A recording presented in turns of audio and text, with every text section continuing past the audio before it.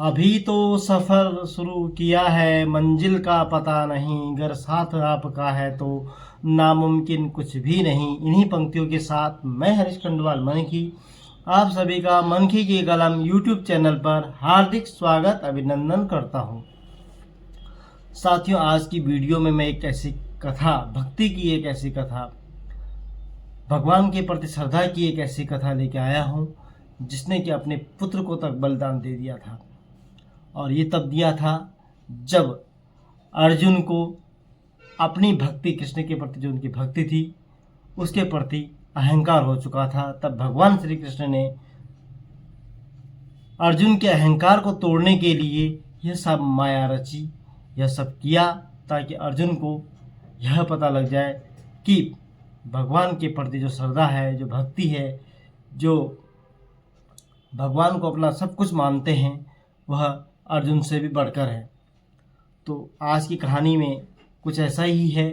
एक माँ और बेटा अपने बेटे को जिंदा ही चीर देते हैं भगवान जी के कहने पर। तो क्या कुछ कहानी है, कहानी के अंत तक बने रहिएगा। साथ में आप सभी से अनुरोध है कि अगर चैनल को पहली बार देख रहे हैं या चैनल को सब्सक्राइब नहीं किया है आपने, तो प्लीज़ चैनल को सब्सक्राइब कीजिएगा, अपना प्यार अवश्य दीजिएगा। तो चलते हैं आज की कहानी में क्या कुछ होता है।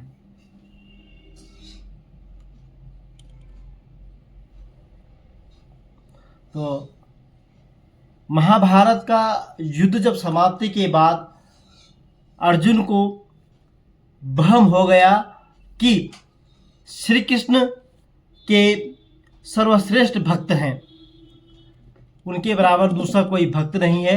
अर्जुन सोचते कि कन्हैया ने मेरा रथ चलाया, मेरे साथ रहे, इसीलिए मैं भगवान का सर्वश्रेष्ठ भक्त हूँ।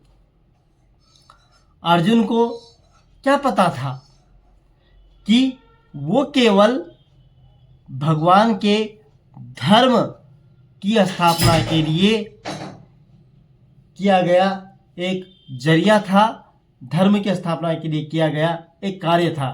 फिर भगवान ने उनका अहंकार तोड़ने के लिए उसे एक परीक्षा का गवाह बनाने के लिए अपने साथ ले चले गए। श्री कृष्ण तो श्री कृष्ण हैं, उन्होंने अर्जुन को यह बताने के लिए कि उनसे भी बड़ा कोई भक्त हो सकता है। तब श्री कृष्ण और अर्जुन ने जोगियों का एक भेष बनाया और वन से एक शेर पकड़ा और पहुंच जाते हैं भगवान विष्णु के परम भक्त, अनन्य भक्त राजा मोरध्वज के द्वार पर। राजा मोरध्वज बहुत ही दानी और आवाभगत वाले राजा थे। अपने दर पर आए किसी को भी वो खाली हाथ और बिना भोज के वापस नहीं जाने देते थे। उनका नियम था ये कि जो भी दरवाजे पे आए उसे कुछ ना कुछ अवश्य देना है। दो साधु एक सिंह के साथ दरवाजे पर आए थे। ये जानकर राजा नंगे पांव दौड़ के द्वार पर गए और भगवान के तेज से नतमस्तक होकर आतिथ्य स्वीकार करने के लिए कहा। भगवान श्री कृष्ण ने मोरध्वज के से कहा कि हम मेजबानी तब ही स्वीकार करेंगे जब राजा उनकी शर्तें माने।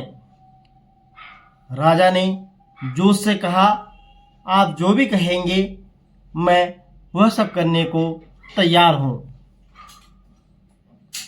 भगवान श्री कृष्ण ने कहा, हम तो ब्राह्मण हैं, कुछ भी खिला देना, पर जो सिंह नरभक्षी है, तुम्हें अगर अपने इकलौते बेटे को अपने हाथों से मारकर इस शेर को खिला दे सकते हो तो हम आपका आतिथ्य स्वीकार करेंगे, हम तुम्हारे मेहमान बनने को तैयार हैं। भगवान की यह शर्त सुनकर मोरध्वज के होश उड़ गए। फिर राजा अपना आतिथ्य धर्म नहीं छोड़ना चाहते थे। उन्होंने भगवान से कहा, प्रभु मुझे मंजूर है, पर एक बार मैं अपनी पत्नी से पूछ लूं। श्री कृष्ण अर्जुन को देखते मुस्कुराते हैं। तब वह भगवान से आज्ञा पाकर राजमहल में गया तो राजा का उतरा हुआ चेहरा मुंह देखकर पतिव्रता रानी ने राजा से कारण पूछा। राजा ने जब सारा हाल बताया तो रानी के आंखों में अश्रुधारा निकल पड़ी। फिर भी वो अभिमान से राजा से बोली कि आपकी आन पर मैं अपने सैकड़ों पुत्र कुर्बान करती हूं। आप साधुओं को आदरपूर्वक अंदर ले आइए। राजा मोरध्वज उनको लेने बाहर आते हैं। इधर अर्जुन ने भगवान से पूछा, हे माधव, ये क्या माजरा है? ये क्या लीला रच रहे हैं आप? आपने तो क्या मांग लिया? श्री कृष्ण बोले, अर्जुन तुम बस देखते जाओ और चुप रहो, कुछ भी मत कहना। राजा तब तक बाहर आता है और तीनों को अंदर लेकर जाते हैं और भोजन की तैयारी शुरू हो जाती है। भगवान को 56 भोग परोसा गया, पर अर्जुन के गले से वह नीचे नहीं उतर रहा था। राजा ने स्वयं जाकर पुत्र को तैयार किया। पुत्र भी 3 साल का था और उसका नाम रतन कुंवर था। वो भी माता पिता का भक्त था। उसने भी हंसते हंसते अपने प्राण दे दिए, परंतु उफ तक न की। यह सब देखकर अर्जुन आश्चर्यचकित हो गया। राजा रानी ने अपने हाथों में आरे लेकर पुत्र के 2 टुकड़े कर दिए और शेर को परोस दिया। भगवान ने भोजन ग्रहण किया, पर जब रानी ने पुत्र का आधा शरीर देखा तो वो आंसू रोक न सकी। भगवान इस बात पर गुस्सा हो गए कि लड़के का एक फाड़ कैसे बच गया। भगवान रुष्ट होकर जाने लगते हैं तो राजा रानी रुकने की मिन्नतें करते हैं कि भगवान रुक जाइए, हमसे भूल चूक हो गई है, उसे माफ कर दीजिए। अर्जुन को एहसास हो गया था कि भगवान मेरे ही गर्व को, मेरे ही अहंकार को तोड़ने के लिए यह सब लीला रच रहे हैं। वह स्वयं भगवान के पैरों में गिरकर विनती करने लगते हैं और कहते हैं कि आपने मेरे झूठे मान को तोड़ दिया है। राजा रानी के बेटे को उनके ही हाथों से मरवा दिया और अब रूठ के जा रहे हो, ये उचित नहीं है। प्रभु ऐसा मत कीजिए, मुझे माफ करो और भक्त का कल्याण करो। प्रभु भक्त का कल्याण करो। तब केशव ने अर्जुन का घमंड टूटा जाना रानी से कहा कि वो अपने पुत्र को आवाज दे। रानी ने सोचा पुत्र तो मर चुका है, अब इसका क्या मतलब। पर साधुओं की आज्ञा मानकर उसने पुत्र रतन कंवर को आवाज़ लगाई। जैसे ही माँ ने अपने बेटे को आवाज़ लगाई, कुछ ही अक्षरों में चमत्कार हो गया।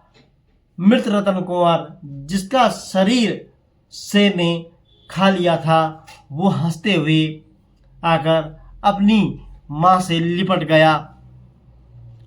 भगवान ने मोरध्वज और रानी को अपने विराट स्वरूप के दर्शन कराए। पूरे दरबार में वासुदेव श्री कृष्ण की जय जयकारों से गूंजने लगता है। तब भगवान श्री कृष्ण के दर्शन पाकर अपनी भक्ति सार्थक जान मोरध्वज की आंखें भर आई और वो बुरी तरह बहकने लगते हैं। भगवान ने वरदान मांगने को कहा। तब राजा और रानी ने कहा, हे भक्तवत्सल, हे भगवान श्री कृष्ण, एक ही वर दो कि अपने भक्तों की ऐसी कठोर परीक्षा कभी मत लेना जैसी आपने हमारी ली है। तथास्तु कहकर भगवान ने उनको आशीर्वाद दिया और पूरे परिवार को मोक्ष दे दिया। तो यह थी राजा मोरध्वज की कहानी, जिन्होंने कि भक्ति के आगे श्री कृष्ण भगवान को अपने पुत्र तक का बलिदान कर दिया। तो ऐसे भी भक्ति के मार्ग हैं, यही हमारा सनातन है। फिर इसी तरह की कहानियाँ, इसी तरह की रोचक जानकारियाँ आप तक पहुँचाने का प्रयास करते हैं। तब तक के लिए आभार, धन्यवाद।